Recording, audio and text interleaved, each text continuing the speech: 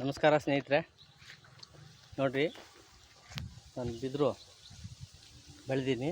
ಎಲಿಯೂರು ದೇವನಹಳ್ಳಿ ತಾಲೂಕು ಬಿದಿರು ಬೆಳೆದಿದ್ದೀನಿ.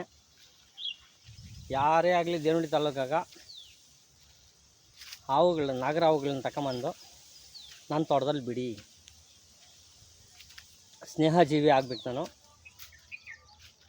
ಪ್ರಾಣಿ ಪಕ್ಷಿಗಳು ಇಲ್ಲಿ ನೆಲೆಸಬೇಕು. ದಯವಿಟ್ಟು ನಮ್ಮ ದೇವನಹಳ್ಳಿ ತಾಲೂಕಿನ ಮಹಾಜನತೆ ಮತ್ತು ಎಲಿಯೂರು ಗ್ರಾಮದ ಮಹಾಜನತೆಗೆ ನಾನು ತಿಳಿಸೋದೇನೆಂದರೆ, ನೋಡ್ರಿ, ನನ್ನ ತೋಟದಲ್ಲಿ ಇದು ನನ್ನ ಸ್ವಂತ ತೋಟ. ಬಿದಿರು ಹಾಕಿದ್ದೀನಿ ನಾನು, ಮುಳ್ಳು ಬರಲ್ಲ.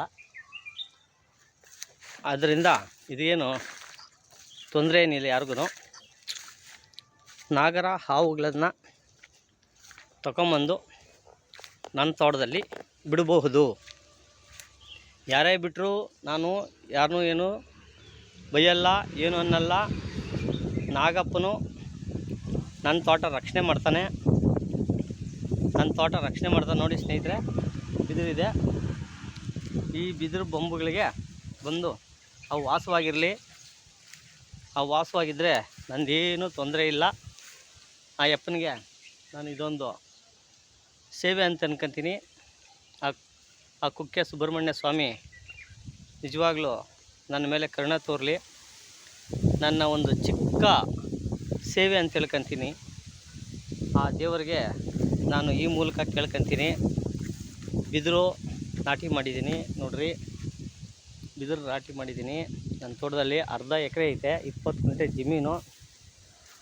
ಈ 20 ಗುಂಟೆ ಜಮೀನಲ್ಲಿ ಬೊಂಬುಗಳನ್ನು ಬೆಳೆದಿದ್ದೀನಿ.